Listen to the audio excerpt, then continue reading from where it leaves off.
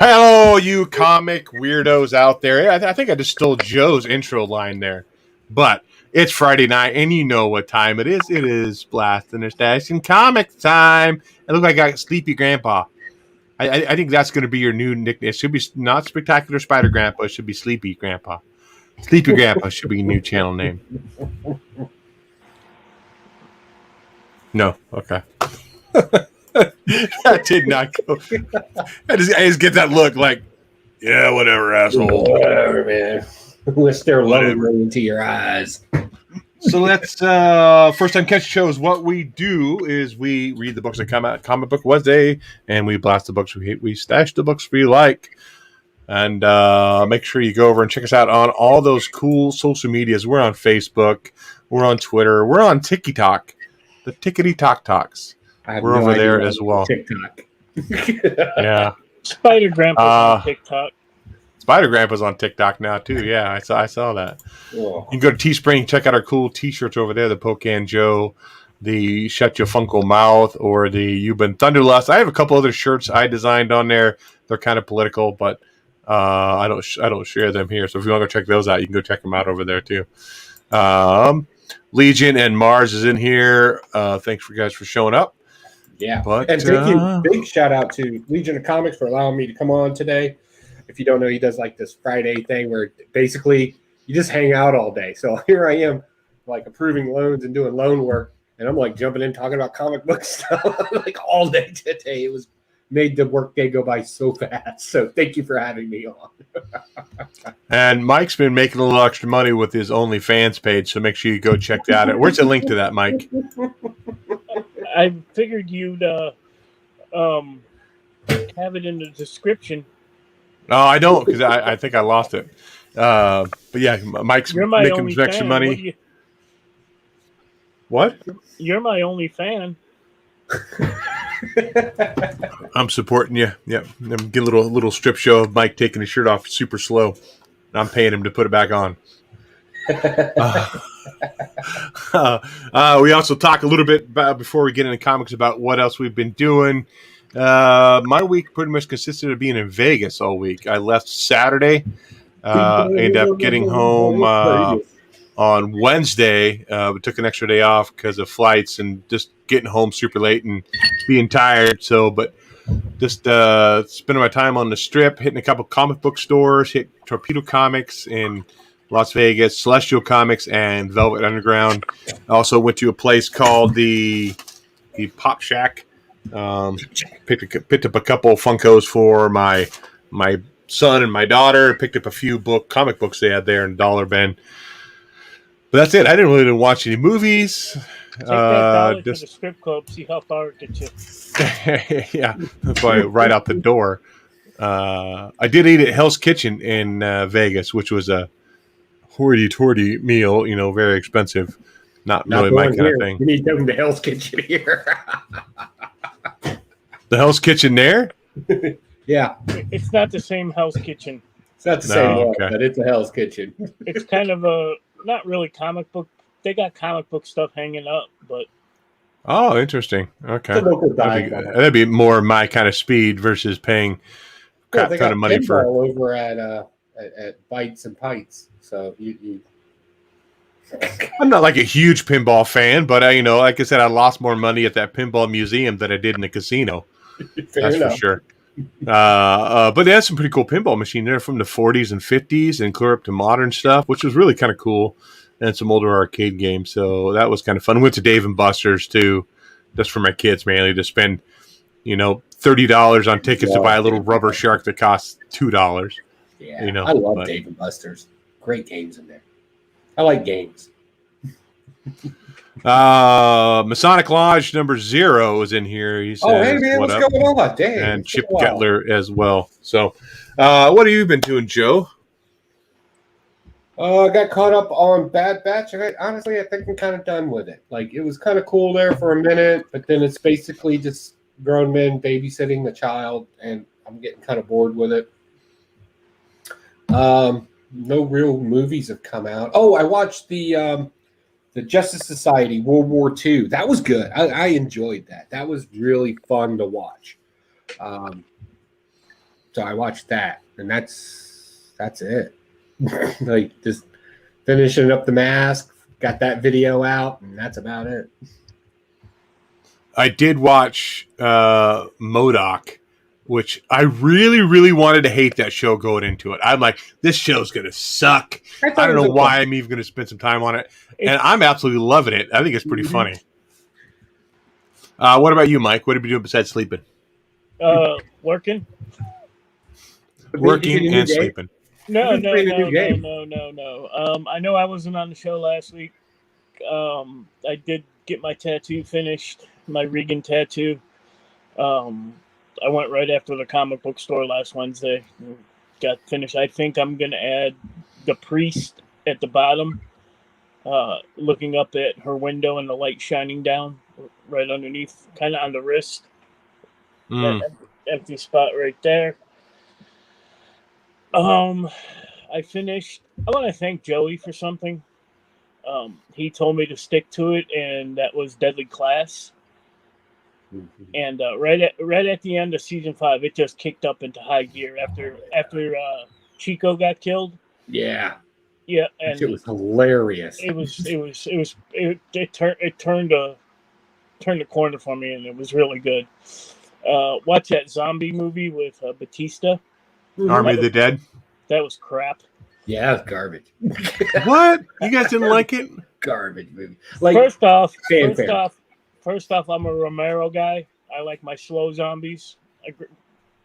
Whatever, and I like some of the not the animation, the special effect. The tiger was pretty cool. The chick, the queen zombie, she was kind of cool. But I thought that movie was crap. I'm about halfway through with Jupiter's Legacy. MODOK's pretty fucking funny. I agree with Dave. It is funny. I'm a few episodes in on that. Finished my 4th playthrough of Outriders, and now working on Biomutant. So, Biomutant. Yeah. So I've been watching a little TV, playing a little video games, and work's been kicking my ass. Fun stuff. Yeah, I had to go back to work today, and I'm like, it's that after vacation first day at work, you're like, ugh, do I really have to do this to pay for my next vacation? This really sucks. So, yeah, Legion says, damn, Mike's been busy, explains his absence last week. No, it's just pure laziness is why he missed our show last week. That was it. Pure laziness. Let's go ahead and jump into the books. Why is this? You're trying to make sure. We're supposed to read books?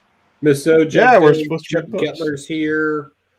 It's good to see all of you. Enjoy having you here. Please tell us what you think about your comic books this week, or if there's something you want us to talk about. Who'd Miss So pick to hang out with?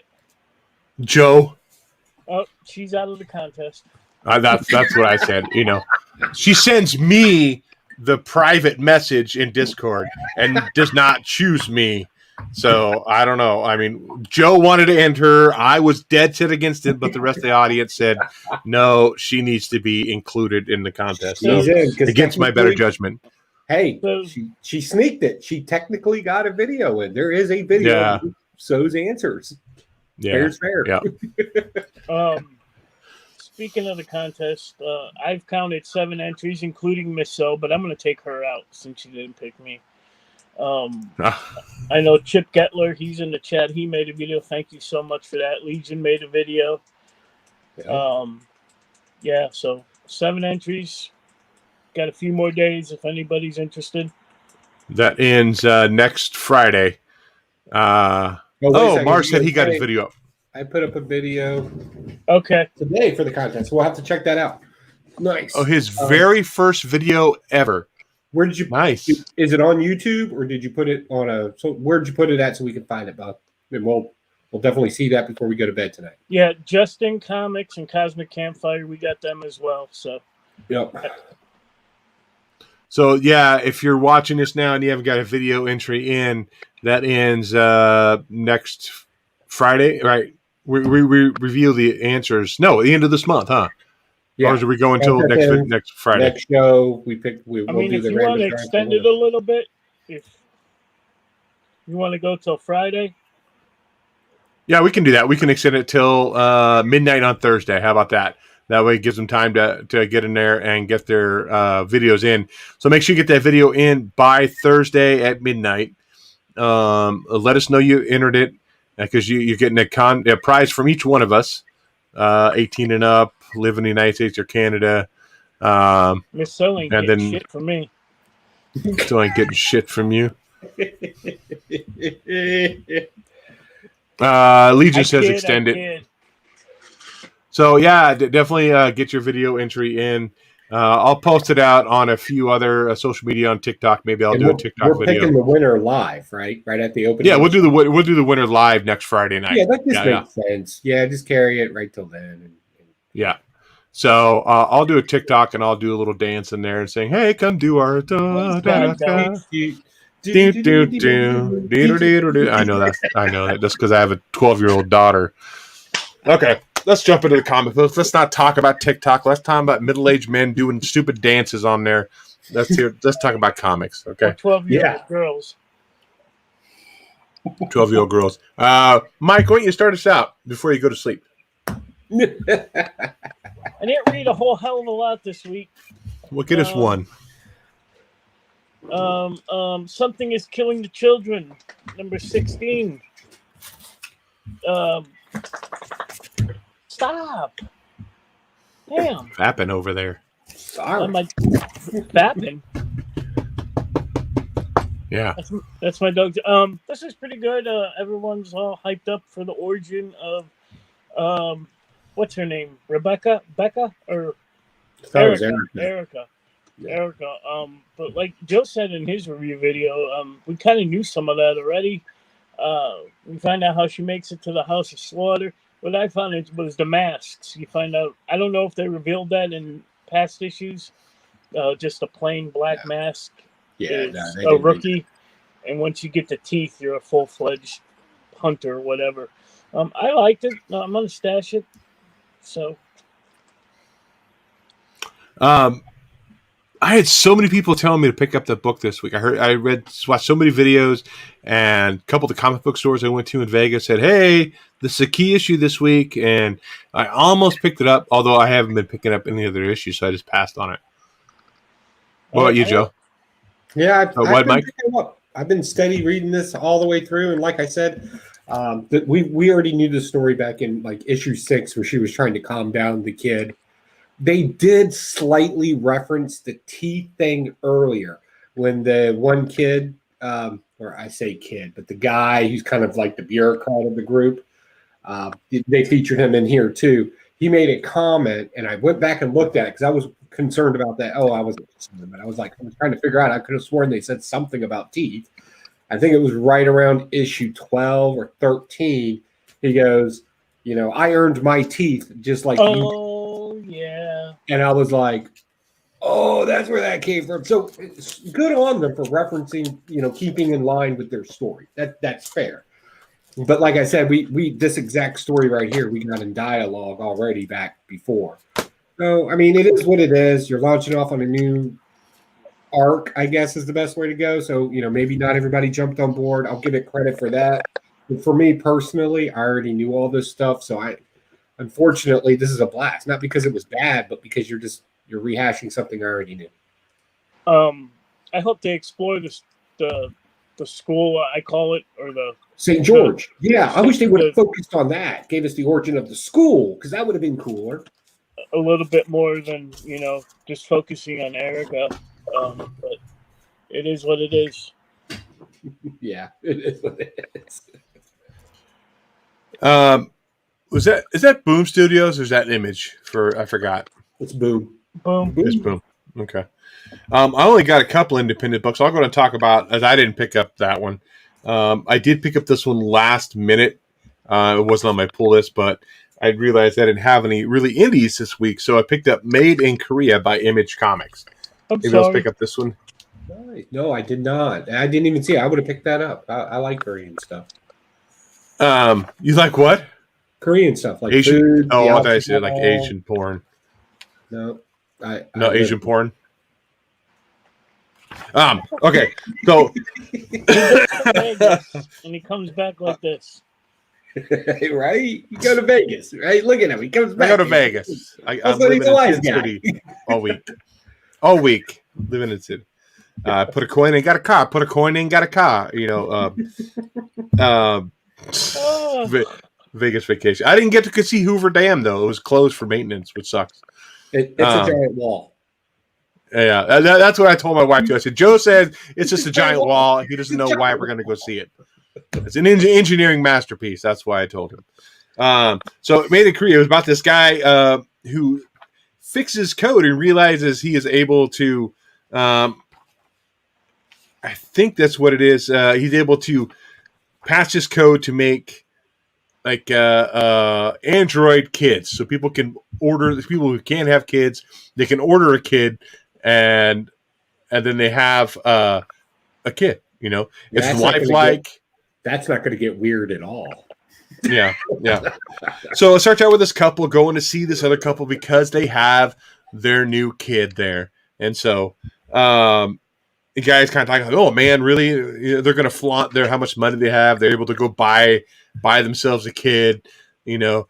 And as they go to the party, they realize they're really like their presence is smallest out of everybody's groups there, and they're all getting kind of concerned about it. The one guy that's visiting goes to the other guy's man cave. And they have guns on the wall, and they're talking about, "Oh, are those illegal?" Blah blah blah. But we find out that the corporation's wanting the guy's code that he created, and he said, "No, I deleted it and got rid of the code altogether," which he didn't. And he's trying to kind of cover up, saying he didn't complete this code. But that first couple end up ordering a kid from Korea. She gets shipped over there, and at first the kid's kind of scared, kind of hiding under because she doesn't know what's going on. You know, they could turn the kid on by a little button underneath the skin on the ear, and that's the on button. This is sounding very, very. This is getting kind of like uncomfortable. Yeah, I mean, I'm uncomfortable, and you know. So, you remind me of something. And so they end up talking to kids getting comfortable with the family, and you know, and she's asking questions, and they're saying putting her to bed, and she says, "Good night, sweet dreams." What are dreams? And we'll tell you later. And when the parents wake up in the morning, she'd built this whole library and been reading books all night long. And that's kind of how it ended. So it's kind of a weird, kind of remind me of a Black Mirror, definitely like a Black Mirror kind of episode. But overall, I think it's just kind of a blast. It's not something I'm going to be picking up anymore of. Doesn't really interest me at all.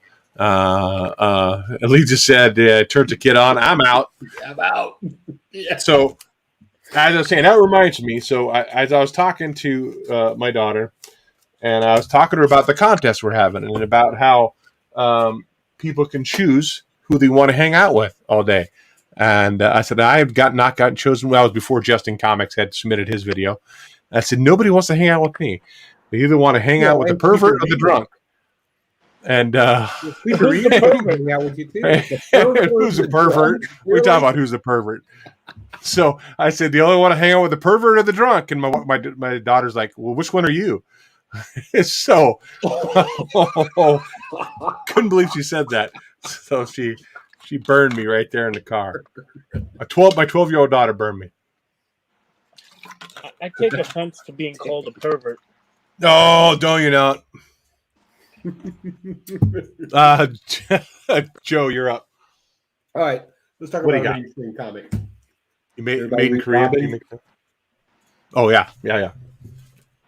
Mikey, you read Robin. Red Rocket? Now you know why you're the pervert.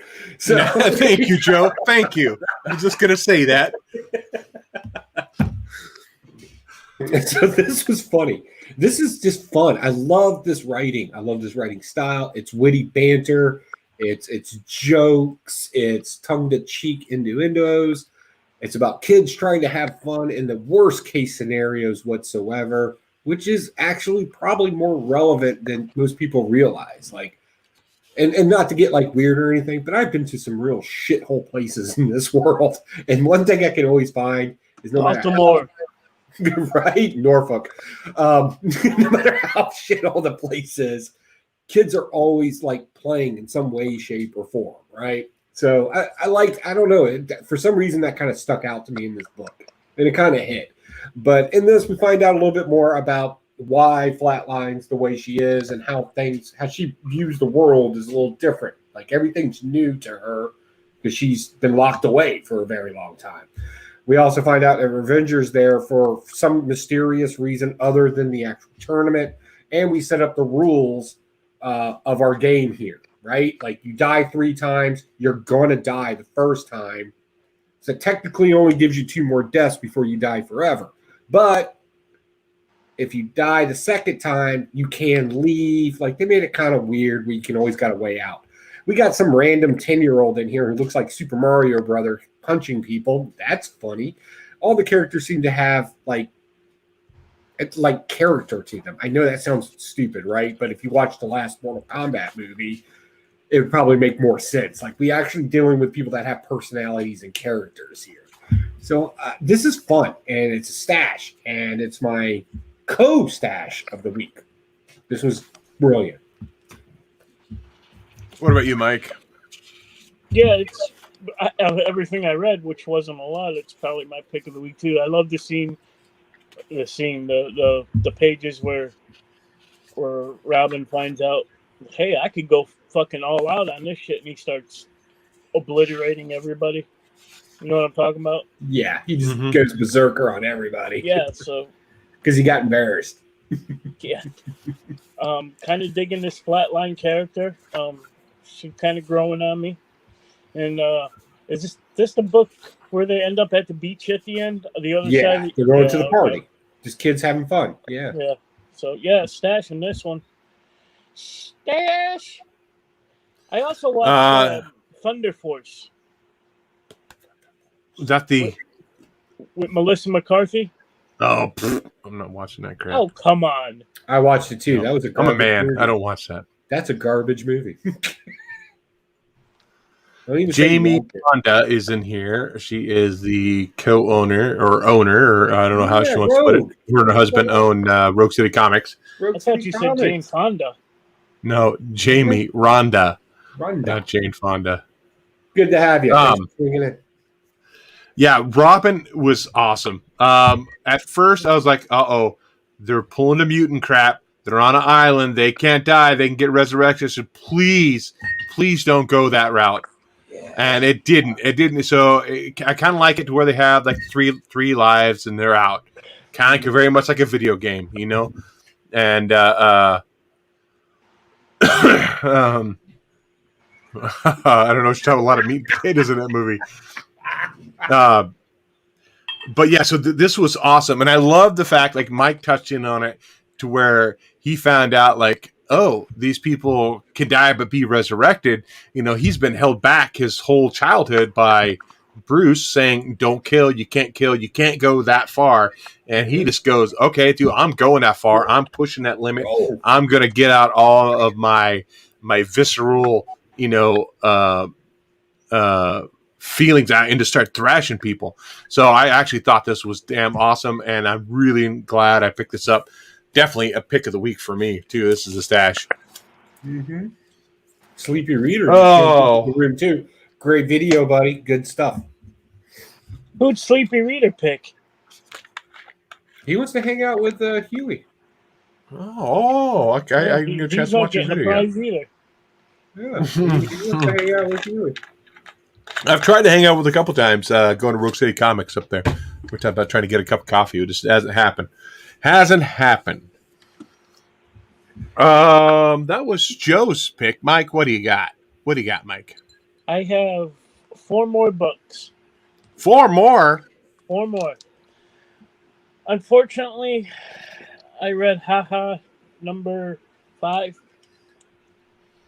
And I thought this was supposed to be like a horror, supernatural anthology series with the basis of clowns with a twist. In this one, you get an old grandma who's just cranky and bitter at the world, who still wears clown paint because she used to be part of a circus when she was younger.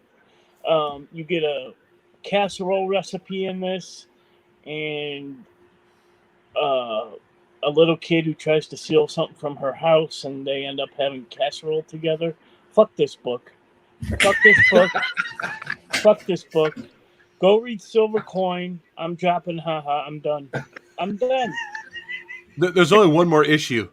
Oh, really? Yeah, it's only 6 issues. We'll get the last issue. Might as well get the last issue, but I'm still blasting the fuck out of it. Like, they could have had like the old lady eat the kid or something because she's a cannibal, but no, they just have casserole, cauliflower casserole, and you could actually make the recipe in here if you follow Grandma's instructions. I was wondering that. I thought about trying to make that cauliflower. We should casserole. try to make it and see what it tastes like. I bet you it tastes horrible. I bet you it's a horrible recipe. I might do that. Maybe I'll do that a live video. I'll post it on here. We should do a live video of that. That would be awesome. I will gladly send you the recipe. She explains it clearly. But yeah, this is garbage. He's on you about this meat potatoes. She's like, you like it if there's meat potatoes in it. You know what? I think I'm gonna turn over a new leaf. No more. Oh yeah. Yeah. No more meat and potatoes. Yeah, because that's what people in their 40s are famous for doing. Changing. Yeah. Sleepy Rooter says, haha, isn't horror. They fooled you. Read Ice Cream Man instead of horror for horror. Yeah, a few Ice Cream Man for sure. Yeah, I read this too. I've been picking up. This whole series has been like, okay, that was good. That was kind of fun. What the hell happened there? Okay, that was good. That was kind of fun. And this one was definitely not fun. I mean, it was kind of funny. The old lady is pissing and complaining about everything. It's more expensive than it used to be. You know, as she's headed, going to buy the cauliflower, complaining on how much it costs. It's really weird. She's still wearing her clam makeup. The kid who tries to steal something is part of a group, the Mischief Makers or whatever their group is called. And that one kid he has to go, like one of the girls has to put graffiti on the side of the pharmacy. This one kid has to go steal something from her house. And so as he's in the house, she like scares him. He falls backward, knocks himself out. And I figured, he's going to wake up tied up and missing 5 fingers because the old lady is, like Mike said, a cannibal or a monster. But that's not what it was. She was just lonely because she talked about the circus the whole time and kind of still has that imagination of being in love with the ringmaster. And it's kind of weird when he got knocked out. He was kind of put back in time, talking to the ringmaster, talking to the people back when she was a kid, younger in the circus. Overall, yeah, this is kind of a blast for me. I'm going to go ahead and continue to pick some. Like I said, it's only a miniseries, so one more issue left. I'll go ahead and pick it up. But probably by far my favorite issue, number 1 wasn't too bad with the bank robbery and the guy going nuts. I like the second one. There's the one with the chick who had the daughter. Oh, okay, yeah. I like the mime one too. I thought that one was kind of fun. But overall, haha's kind of hit or miss, and this one wasn't missed this week. They can't all be home runs. Here's the blast, huh, Mike? Oh, I'm up. That's all my independence. You beatboxing over there, buddy? Beatboxing. Far from it. Let's talk about Mr. Miracle, Source of Freedom, number 1. Oh my God! Can we not? Do we have to be like? I'm not trying to. Okay. Man. No. I'm going to speak some stuff that's probably going to be a non-popular opinion. So this has a lot of identity politics in there. A lot. First off, the whole thing with Mr. Miracle being black now. He doesn't want to take his mask off because he's kind of afraid, or at least that's what his pimp is saying. Saying that talent agent. Don't even go there. Pimp, talent agent. What is there much of a difference? You both pay him. You give a certain percentage to them for performing, correct? So pimp, talent agent. Stop. So he kind of has he doesn't want to take his mask off because he's afraid that once they find out he's black, they're not going to respect him anymore. And I thought, oh, okay, we're gonna go with this. I mean, I don't have a problem with him. I just hate the identity politics crap that happens. And then he meets the fire woman, and she has to be very upfront about how no, I'm a woman and a fireman. You know, it's like, oh, okay, now we're going here. Okay. But there's a lot of social media aspects of this too. He's you're a trending topic. Oh, now you're down to number 3. What are you gonna do to be trending again? You know, there's a lot of that kind of stuff going through the comic as well. And then of course at the end, you know, he's been called a liar. People have been trolling him on social media, calling him a liar, not the real Mr. Miracle kind of crap. And we find out that Scott Free's son, was it his son? I thought I called boobs, so I'm assuming it's a daughter. It might have been his daughter. I thought that's what I remember was his daughter, maybe. Is in the picture saying that she's the true Mr. Miracle, or maybe it's Mrs. Miracle, or maybe she goes by Mr. I don't know. I'm not going to judge that way. But overall, this was a blast for me, dude.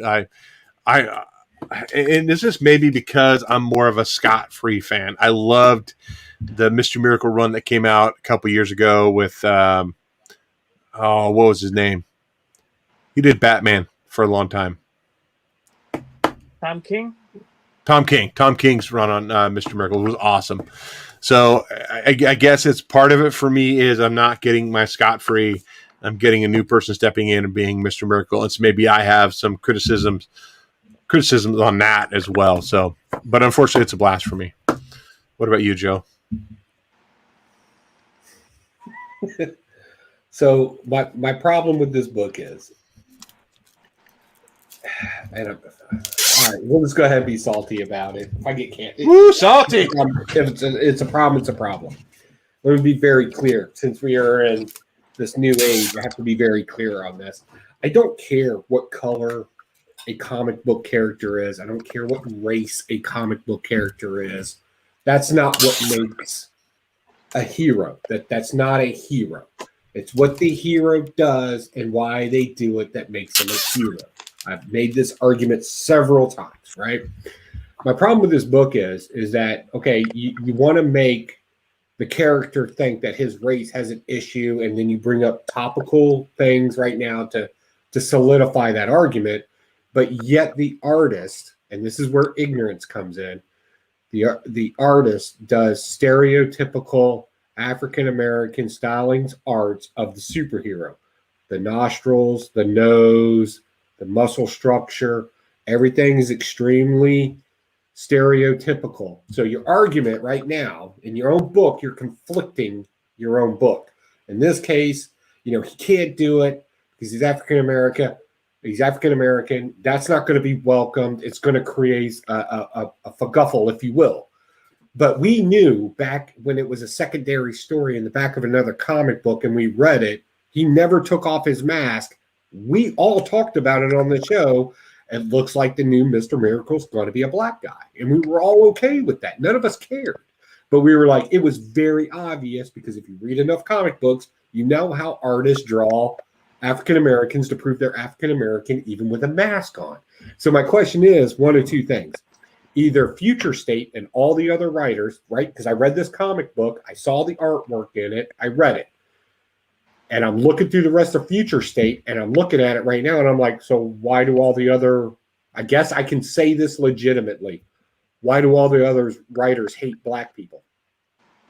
Like, I can make that assumption right now. How would you argue it? None of them are out showing black people in any other manner, right? This is just something to say, hey, I'm doing something that nobody else is doing because I want clout. And the truth is, your clout's garbage because you and your artist are not on the same page. And this is ignorance abounding. Like I promised I wouldn't do it on Legion's thing. I was not going to get into a rant on this. But the fact is right now we got a white writer out there that's trying to be edgy, and he's using topical stuff to sell a bullshit comic book. When the truth is, you're just being plain. Like you're being plain, and you think you're being edgy, and it's garbage. It's garbage at the end of the day. A hero is not based off of anything that they've experienced. It's what they're going through now and how they get through it. And that's what makes a hero at the end of the day. And I'll be honest with you, we don't even have to do my philosophical moment. That was it. Thank God.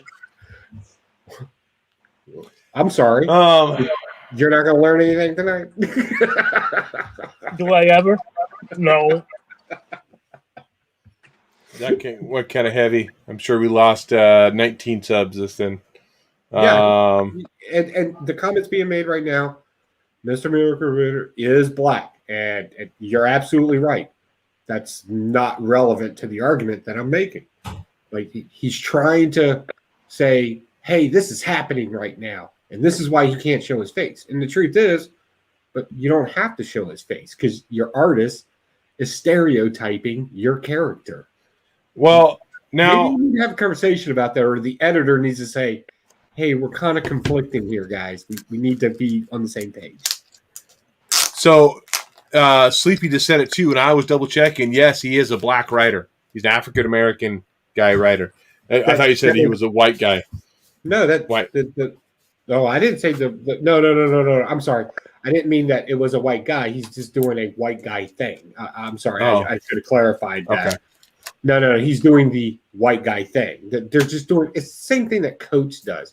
Coates likes to take white characters and make them all learn a lesson from somebody that's unimportant. That doesn't. What does that mean at the end of the day? What's the story that you're trying to tell? Are you trying to tell your story or your character's story? Maybe you need to stop thinking about yourself and start thinking about your character, because that's where your message, your allegories, and your mythologies come from. And that's where people learn lessons. Not because nobody cares about you in a comic book. Like, seriously, just stop. Yeah, I think Legion kind of summed it up pretty good and pretty, to where it's not going to bound to one side or the other politically on that. And he says, I think it was heavy-handed and tried to describe the state of DC Universe in a manner that it never existed until this issue. I agree with that 100% too. Yeah. Mike, get us a little lighter note on this. We were both kind of heavy on it. Oh, yeah. I didn't pick it up. That's the light side. Before I go to the comic book store every Wednesday morning, I wake up early and I start watching everyone's review videos, Comics Elite or whatever. And every video I watch was just negative things about this book, so I didn't even pick it up. So I've never been the biggest Mr. Miracle fan anyway, so where'd Dave go? I'm here. Okay. I just realized that my door was open. But I did pick up Milestone Returns. I don't know if you guys picked this up. I did not. Oh, really? This was halfway decent. I didn't back in the day when the Milestone Cats first came on the scene. I didn't read any of that stuff, and so all these characters are new to me. So, like the first one, it's got Static. Well, he's not Static yet. He's actually in a protest, the Black Lives Matter protest, and the police are launching experimental gas into the crowd, and it's melting the skin off people, and it's fucking them up pretty bad. And I guess Static gets his powers from that, and it come to find out that the hardware guy, his company's making the tear gas. So we're introduced to Icon and Rocket and a villain named Holocaust. I'm interested in all these characters, and I think further down the road here, each one's going to get its own issue, like a 3-issue miniseries. I don't know, but yeah, I'm stashing this book, stashing it. My throat is sore. I need to gargle. Yeah, you do. I'm not even going to say what. I'll just type it in the chat. Joe, did you pick up? What are you talking about? Never mind. You're going to gargle on these nuts. That's what I was going to say, okay? Where's your wife at? She's downstairs playing Fortnite. Your wife is playing Fortnite? Yeah. Plays Fortnite all the time. Joe, did you read it? Pick up that book? No. Okay, we passed by you too because I brought up Mr. Miracle. Let's go back to you, Joe. No. I still need a break. Go ahead. Double S said it. Huey was going to say that.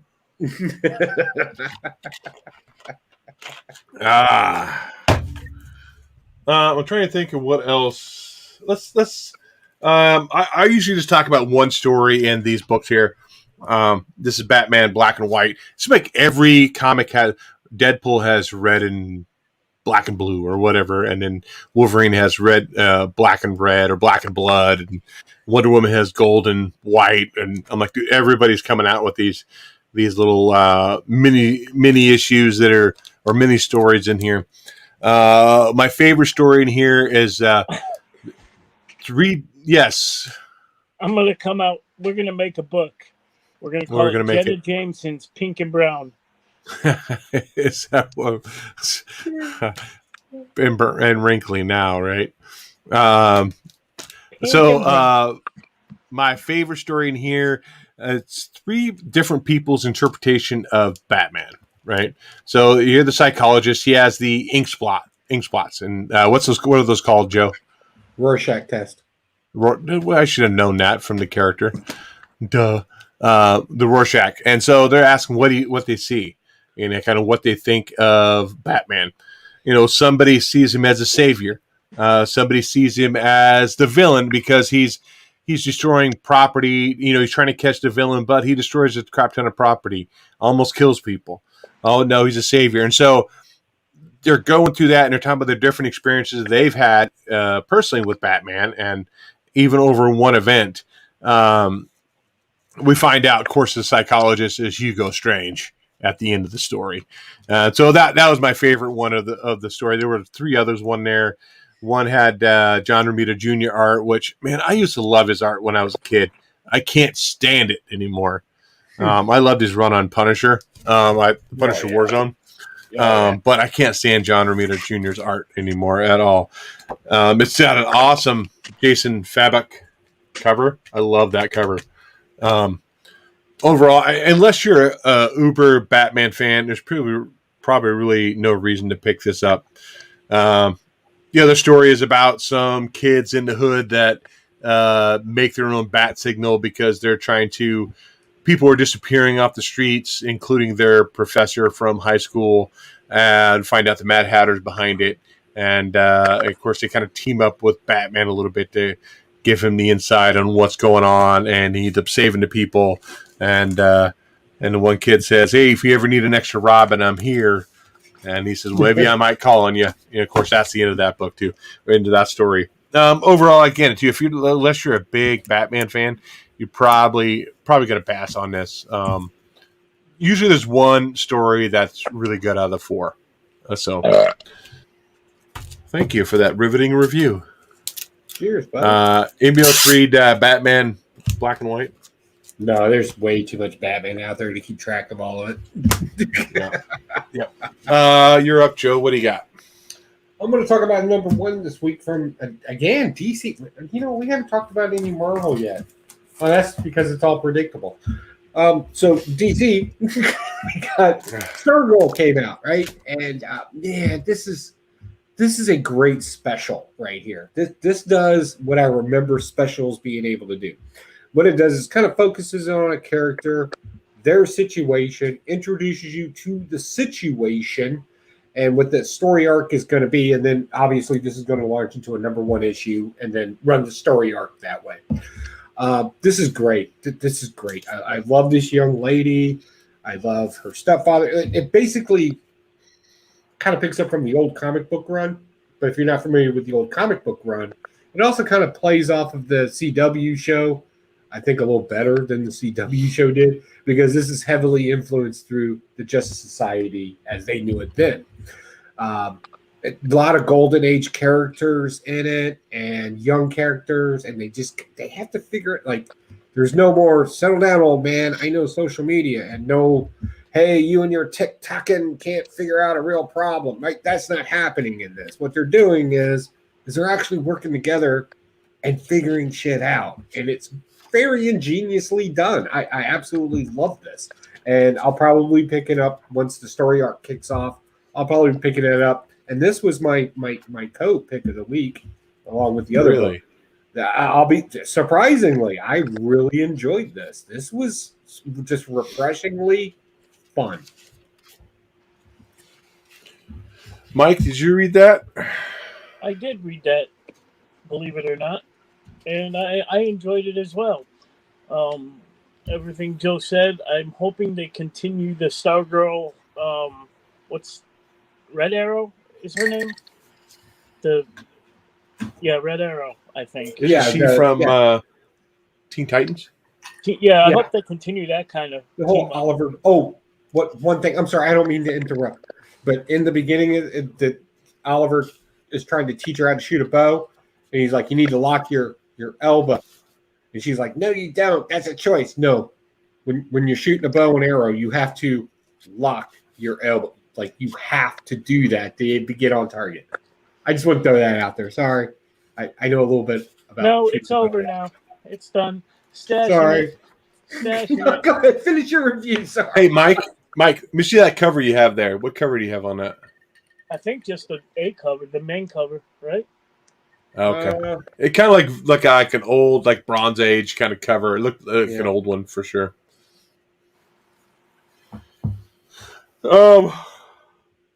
Oh my goodness! Let's talk about Detective Comics 1036. So we find out that at the end of the last issue, we thought it was a zombie of the girl who died. What? Mikey's turn. Mikey just talked about that. You want to talk about something else, Mike? Go ahead. I brought it up. It's Mikey's turn. I only have one more book, so we'll talk about your one more book, and then we'll finish up with ours. All right. Last book I read. I got a whole stack of books I didn't read. That's Last Ronin, number 3. This was kind of a letdown from the first two. A whiskey dick issue, if you will. Basically. I'm sorry. Was I supposed to do that? You're the guy in charge.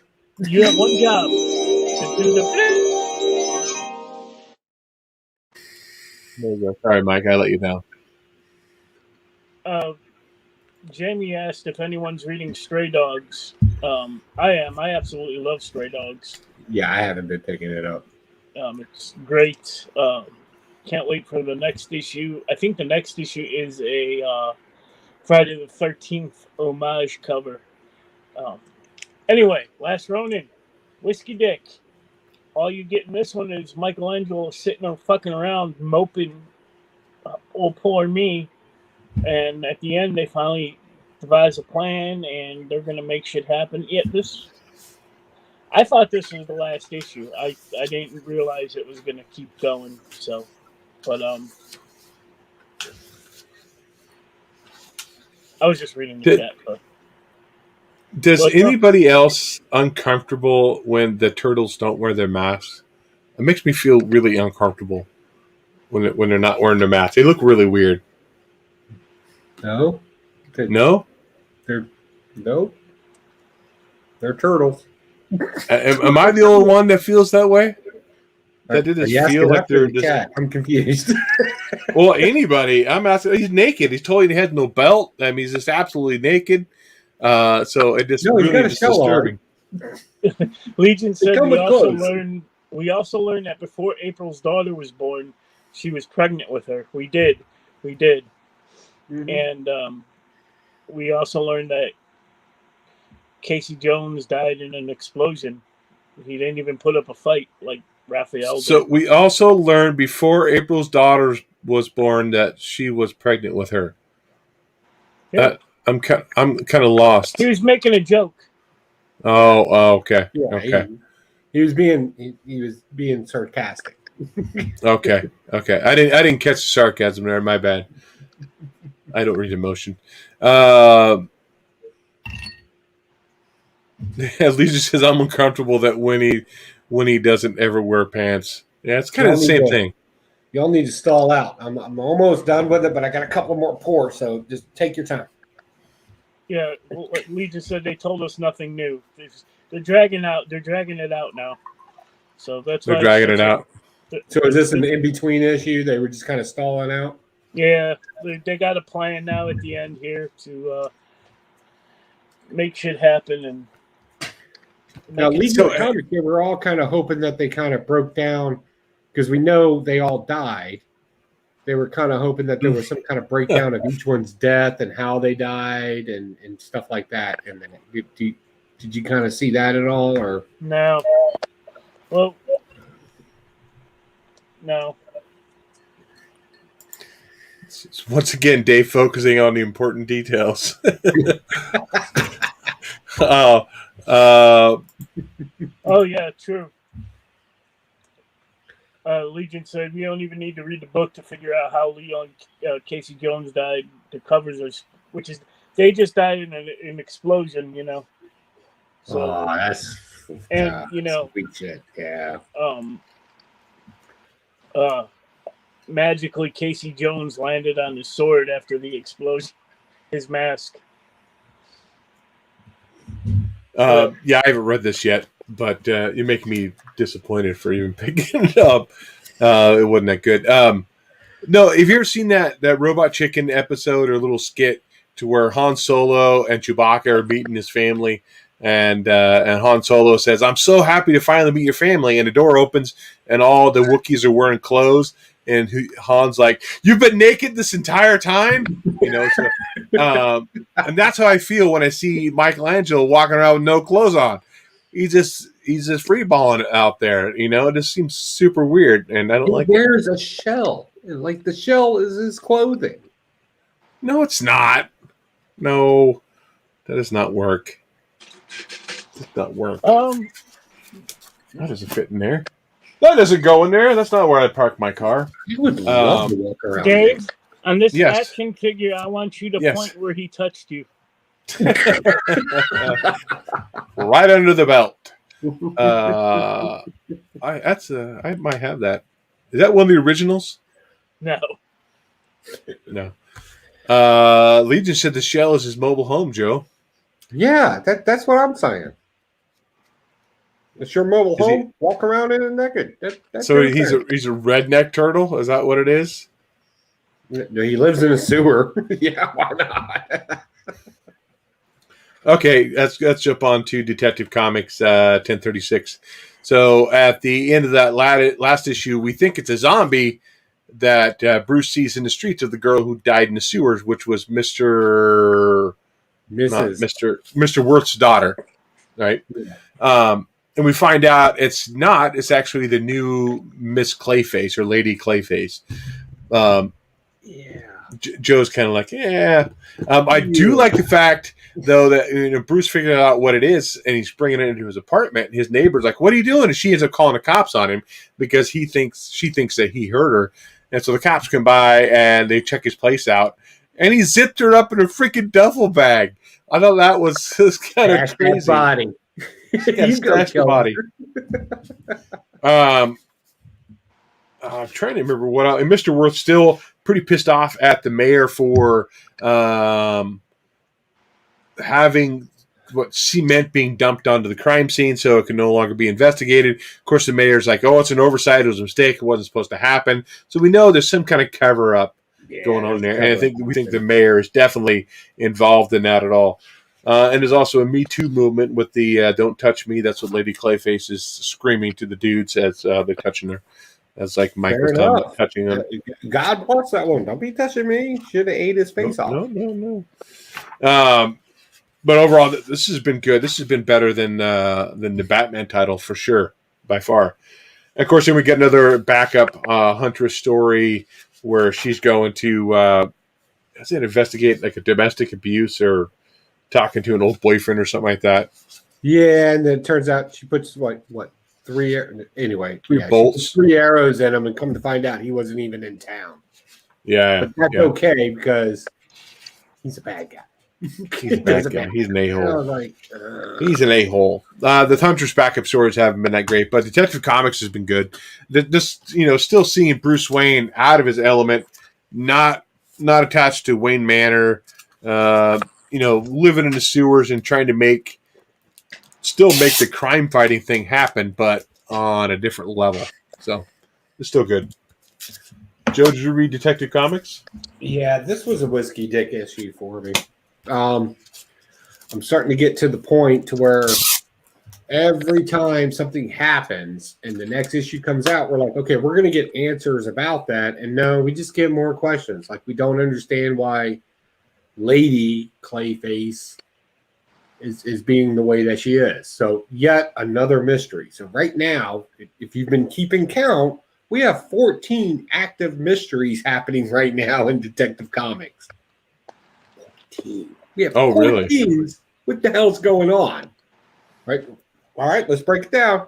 We got, why is Scarecrow involved in A-Day? Why was that a thing? Right? And that's spun off into how many things now? Right? Mm-hmm. There's all that. Why is the whole next Batman thing and like everything? This has been the nucleus to 14 other mysteries, and in its own right, it hasn't answered any of its own questions as well. Like, this thing just sprouts out more drama than it does actually answering questions. And it's like, at this point, I just answer one of them, just one. Like, just end one already. Like, there's so much stuff just flopping out there. Whoa. We know how all this ends because we already saw that in Future State.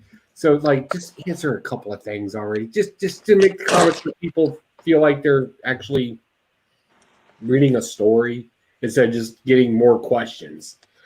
Like, it's starting to get old to me. So that's my take on it. I'm not blasting it because I can't, because I haven't gotten any answers. There's nothing to blast. It's just more questions nonstop. So just answer something so I know if I'm reading a good story or not at this point. That's all I'm at. Just one. That'd be cool. Sound like Mike has been reading that book. He's just going to flop it out there. Mike, you're done with books? Yeah. I've only got one more that I read. I apologize to SS. Where's SS? Is he in here? Yeah, he's here.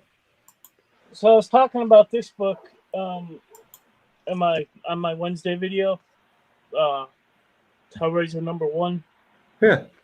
And I called the Cenobites symbiotes, and he called me out on it. I caught that too, and I was like, But I did get his Pinhead's first appearance and the Cenobites' first appearance, so which I didn't have in my collection. So yeah, don't forget about this. Like, talk about misspeaking. I like Batman and beer. Yeah, Joe. So don't feel bad. You were talking about Cinnabons. Put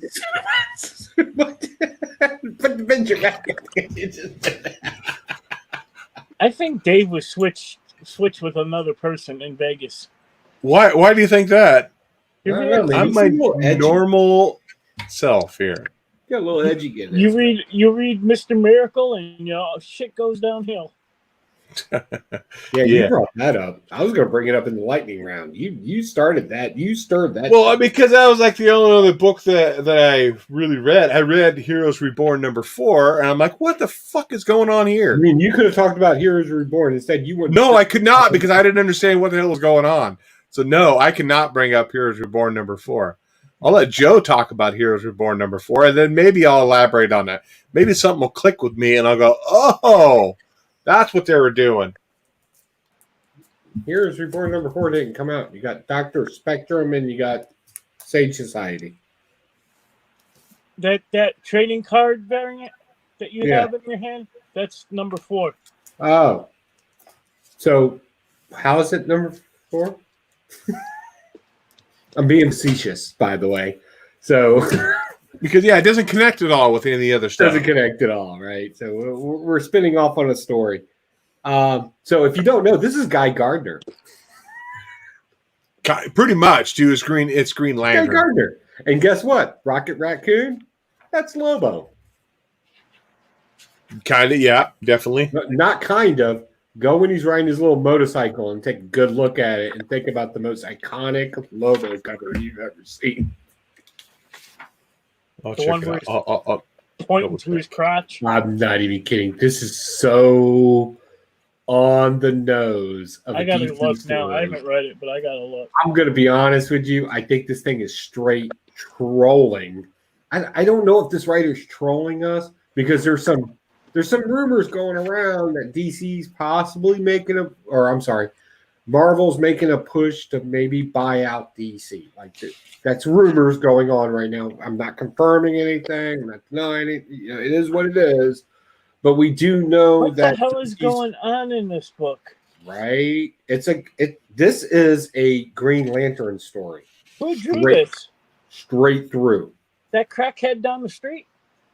No, this is that guy who did the art for Super Jail. Who? That came on Adult Swim late at night. It's that guy. Anyway, it doesn't matter. So basically, think of Guy Gardner being a Green Lantern. He meets up with Lobo. They got a problem. They got to fight it out. For some random reason, star band child needs to be in it. Like we already know this story. We already know it. And just to prove that we already know it, Sage Society is nothing more than Batman going against Ra's al Ghul and his team to take over another country's Sage, if you will. These are all DC stories.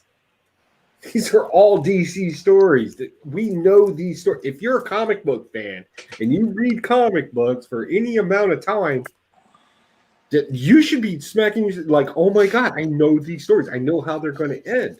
So the question is what it's so on the nose that I think it even references itself and the fact that it's on the nose in the stories. Because even in the Sage Society, Nighthawk sits there and says everything but I have contingencies for contingencies at the end. He just uses a different vernacular for it. So I don't know if Marvel's kind of trolling with everybody and playing right now that, this whole rumor that they're looking at DC, like they're just kind of playing on it, or if they're like, yeah, it may happen. Like, I don't know, but this is so on the nose that it's not even funny at this point. Like it's just we already know these stories.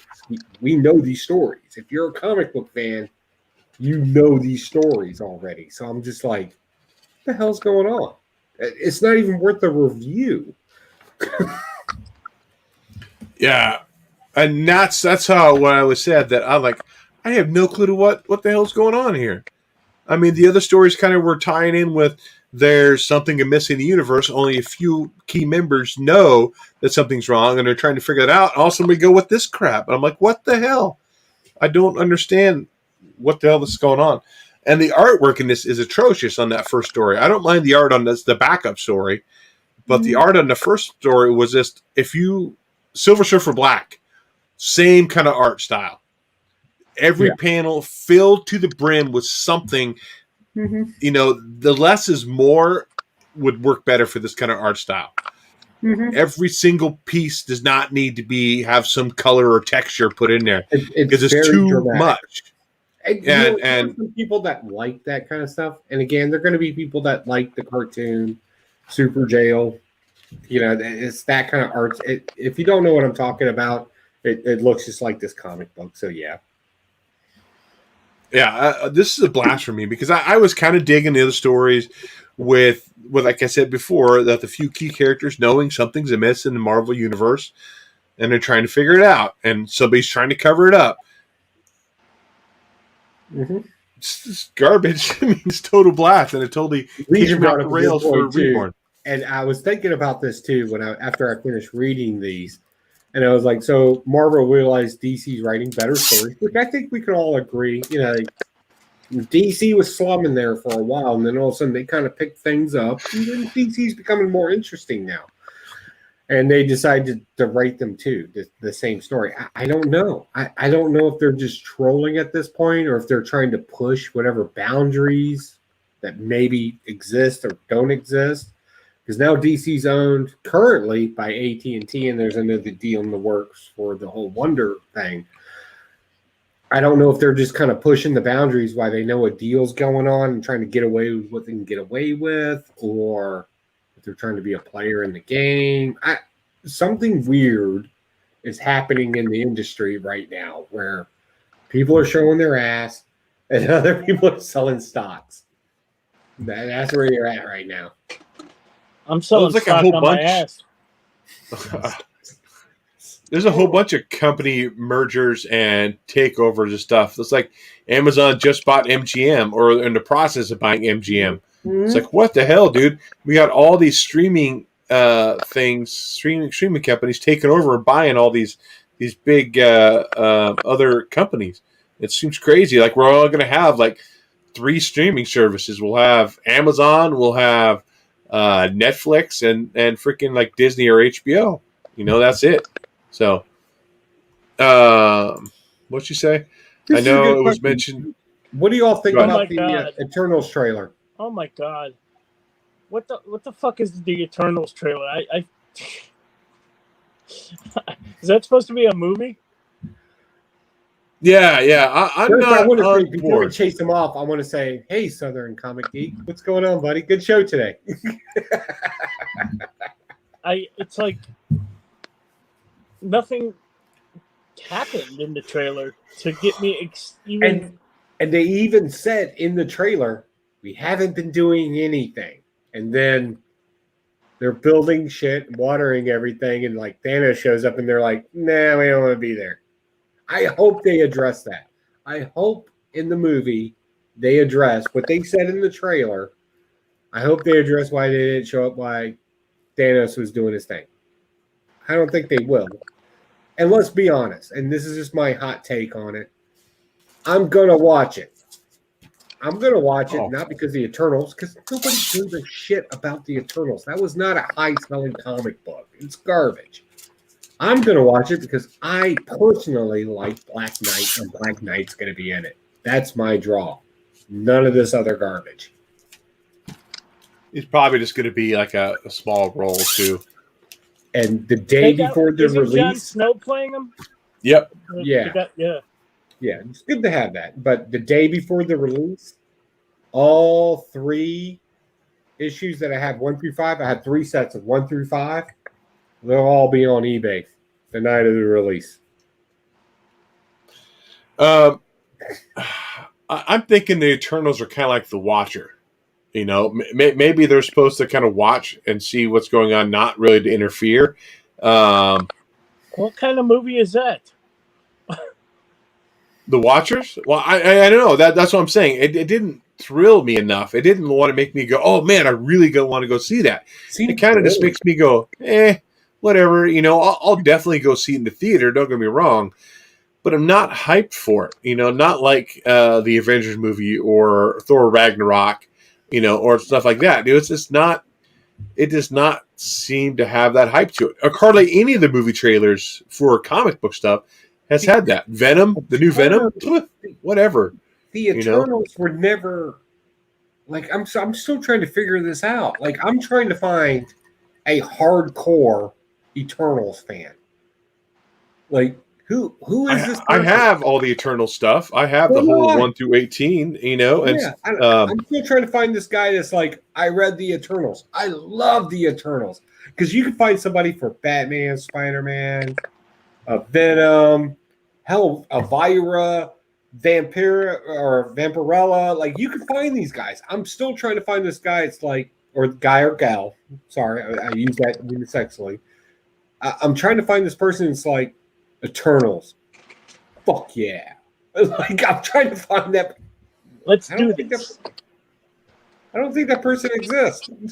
I think they're just using it as like a reset for this next segment of Marvel movies, and I'm worried that Really, they the couldn't move Marvel on?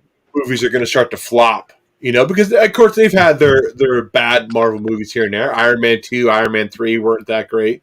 What? I know. I just said something blasphemous. No, 3 was horrible. Yeah, so I mean, they had like Thor: Dark World was not that great either. So they've had their flops, but they've always been successful movies, right? And it just seemed like to me that it's kind of like it's their superpowers are waning a little bit at Marvel Studios. That's what it feels like to me.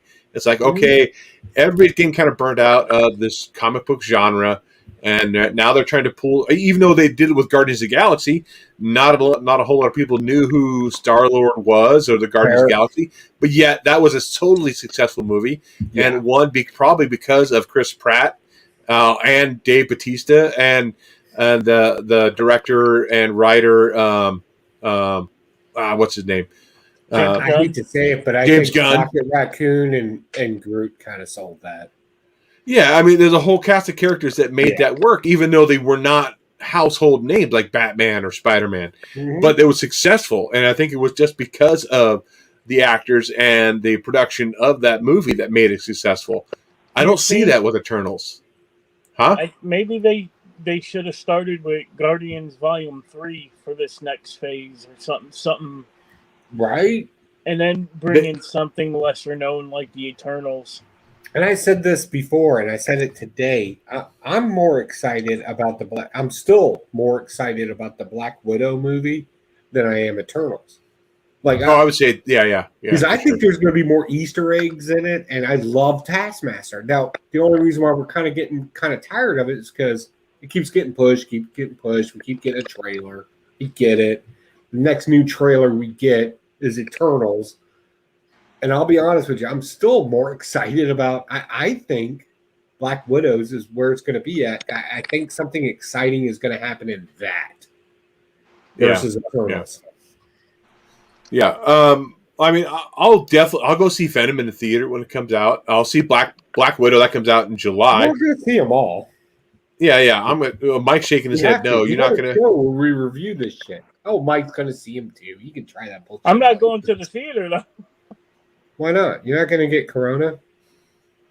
No, I can watch them right here on the TV. Well, I think that's going to start changing though too. They're not going to continue to stream stuff. We'll go to Cinema Cafe, buddy. You and me. Cheers. Me? No, Mike. What? You would what? Oh. I don't know what you're talking about. I don't know if you want to do a digital cheers or not. Sorry.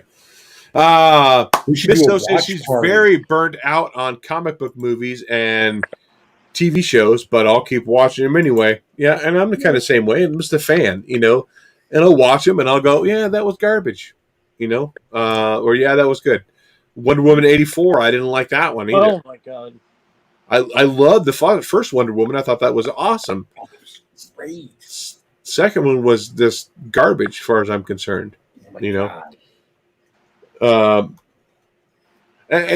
Talking about so Dave Bautista, this is going to be his Guardians 3 is going to be his last movie that he's doing as Drax. I read a couple articles, and the headline of the article, and they do this a lot with any kind of headline, it grabs you and pulls you in, saying that Dave Bautista quits Guardians of the Galaxy due to shirtless scenes. It's like, if you read the article, he's talking about, dude, by the time this comes out, I'm going to be 54 years old. Yeah. And it's very, very hard to try to keep up that muscle tone at 54 years old. Yeah. And so he's just like, you know what? Which is, I think it's smart on his standpoint as being an actor. It's like, dude, okay, I just can't keep this up. Yeah. I'm not going to be Arnold Schwarzenegger, 74 years old, trying to pull off this action hero that's fallen in love with a 20-year-old girl. He knows. Just eat hot dogs and hamburgers at some point and just relax. Yeah. A lot of those actors that do those shirtless scenes, that they talk about how hard it is leading up to that shirtless scene, and what they have to dehydrate, they have to cut foods, they have to do all this. It's such hard work. for a 30-second scene, you know, and he's like, dude, I don't want to keep doing that, you know. That's why I respect the guy who played Cable too. Like, he worked his ass off to get in shape to play Cable, but he's like, dude, I do not want to do this. But I do not want to keep.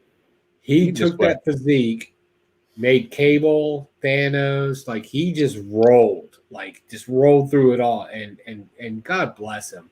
Give that man a break. But I do want to see him come back. I want to see him come back too, for sure.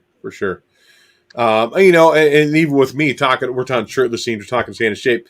It's hard for me. It's like, dude, I got out of it. I was doing really good about working out and eating right, and I got out of it. Now I'm like, oh, dude.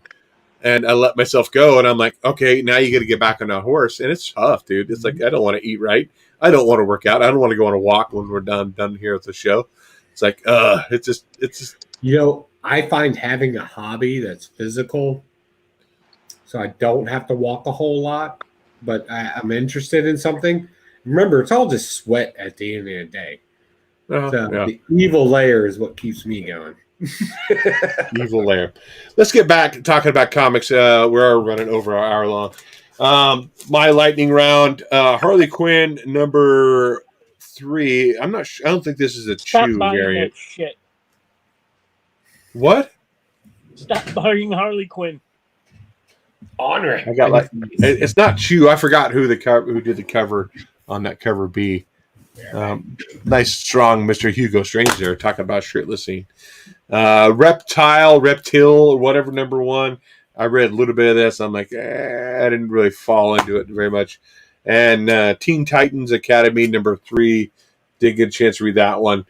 And of course, Last Ronin. I haven't got a chance to read that one. But those are my books this week. Mike, what else did you pick up but didn't get a chance to read? Batman Detective, you guys already talked about that. Maestro, War and Pax, the final issue. Miles Morales, number 26. Shadecraft, number 3. Titans Academy, number 3. Spawn, number 318. Nuclear Family, number 4. Was that out this week? Nuclear Family number 4? Yep. Fuck, I missed it. God dang it. I got to find out if I can get that. That's okay. I missed Aliens. Whatever number 3. So I think it was 3. That came out this week too? Yeah. I missed that one too, damn it. Heroes Reborn, number 4. Young Squadron, number 1. Siege Society, number 1. Red Shift, number 1. Oh, see, I think I was supposed to get that one too, and I missed it. Magneto and the Mutant Force, number 1. Black Widow, number 7. Dr. Aphra, number 10. And Darth Vader, number 12. And that's it. So I also wrote another article, like we're kind of going off on tangents of outside of, it's comic book related, but outside. They talked about rebooting Batman again or Detective Comics. Really? I don't know if they've been talking about that for a while now with the guy from Twilight.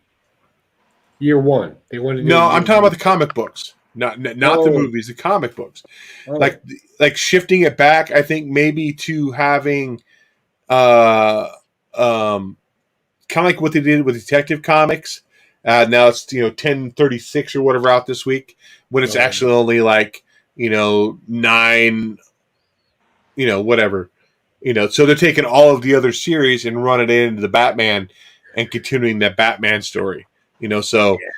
Like the next Batman will be issue it was like 730 or something like that, volume 1, 52 of volume 3. So this is like, it would be like 8. No, they're probably doing it because they want to get Batman to issue 1000, just like it would do with Detective Comics. Oh my god, who cares? So they're talking about shifting that back to the original numbering, kind of like what Marvel do with the legacy numbering. Fuck Marvel. Sleepy Reader said he couldn't find Red Shift anywhere. I'll look through the Marvels previous guide here. What are the books you pick up you didn't read, Joe? Okay, so yeah, we'll run through this quickly.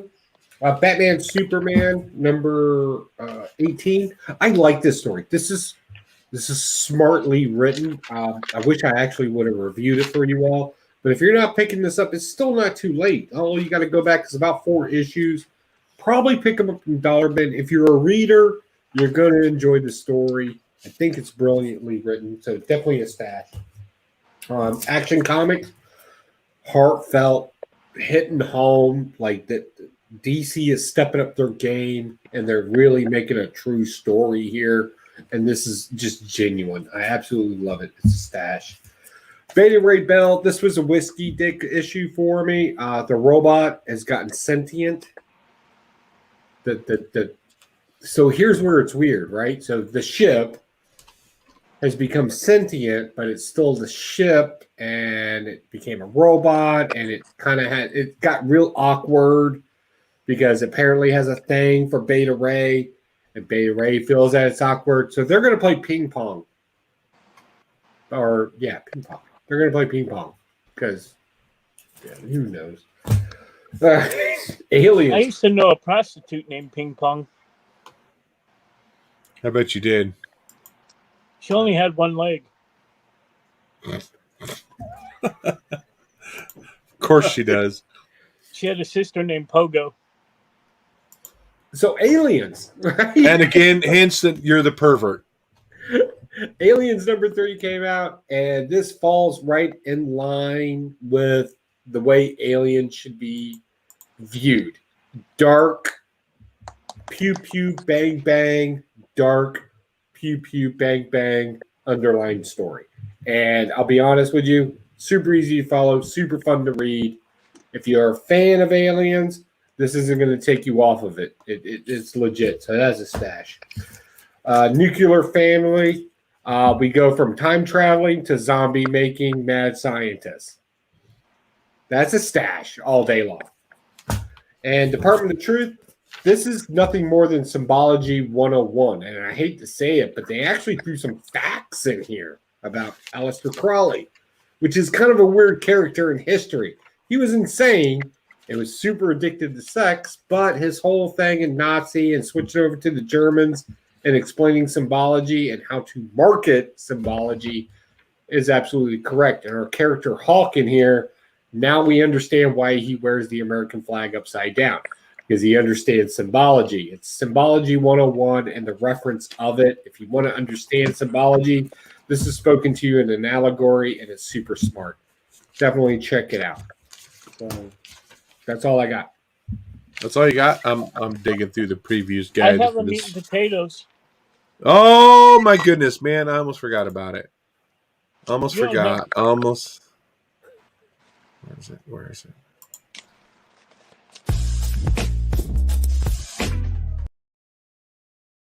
Ooh la la. What's your meat and potato, Mike? So for this week, we got Jim Valiant. You probably know him from the mid-90s Catwoman covers. Yeah. Yeah, great covers. Yeah. He does his own series now through Broadsword Comics. They're on issue number 127, and this is Tarot, Witch of the Black Rose. Probably seen them in your comic shop before. But never picked them up. But we got a little bit of meat and potato action with like a shish kebab at the end there. I don't know what's going on. But dude, that is horrible looking. That's the meat and potatoes pick this week. What? Am I missing something? Am I not seeing this? Let me blow this up. Hold on. That just looks disgusting. Yeah, that's disgusting. That's not. No, that's not. Why is that disgusting? A little tattoo with some. You think that's a tattoo? It is a tattoo. I think that's a piercing gone wrong, Slick. That's a tattoo with suction cups. Oh, what's that, Carrot? Let me blow you up, Yeah, Mike. And take a look at blow this. that picture up. Let the chat decide on that one. Oh, those are nipples. Okay. No, I was those thinking are, that was like her stomach, and that was like stitches going up her pregnant No, belly. those that's aren't nipples. Those are sticks. tattoos. It's on her stomach too. You want me to? Hold on. Those are sticks. They're not tattoos. That's a stick. That is, but on her.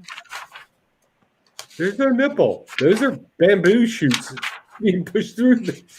Those are goth pasties. That's. I don't care about That would be a better meat and potato cover Go right back to there. the cover. That I'll buy. The cover didn't show that. So, Mike, I'm looking through the previous guide that came out this week, and I'm thinking to find a book that you're going to be picking up. At least it sounds like your kind of book. It's called Old Head. It's called Old Head.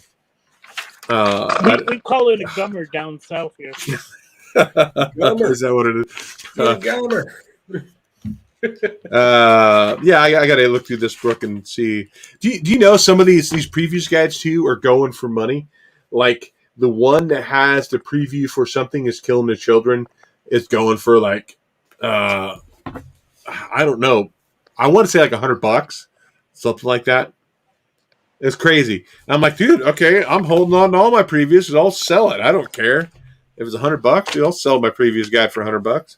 Speaking of selling things, I got an auction going on. Oh, you do? Talk about your auction, Joe. So real quick. Do you have a link to your auction? Yeah, I can pull it up real quick while I talk about it. So it's been a while since I've done it. And because of COVID and everything else, things have gotten weird. So if you don't know how I handle comic books, basically what I do is everything I blast here, or if I get multiples of things or whatever the case may be, generally what I do is I take a lot of my stuff and I actually put it in an online auction house. So you don't have to deal with, a live auction and all the problems that come up with. We got a company that will take care of it. We got a company that will ship it to you, and everything starts at $1. Right now, currently, even with all the hype and everything that's going on, we have Something is Killing Your Kid issues in there. We got a Thundercats #2. We have some G.I. Joe stuff, like all the stuff that's kind of hot right now and all the stuff that's kind of been popular. I throw it in there, and I legitimately put it all starting at $1, so you can pay the price that you want to pay. And we have a secondary company that will ship and deliver it to you the way that you want it shipped and delivered to you.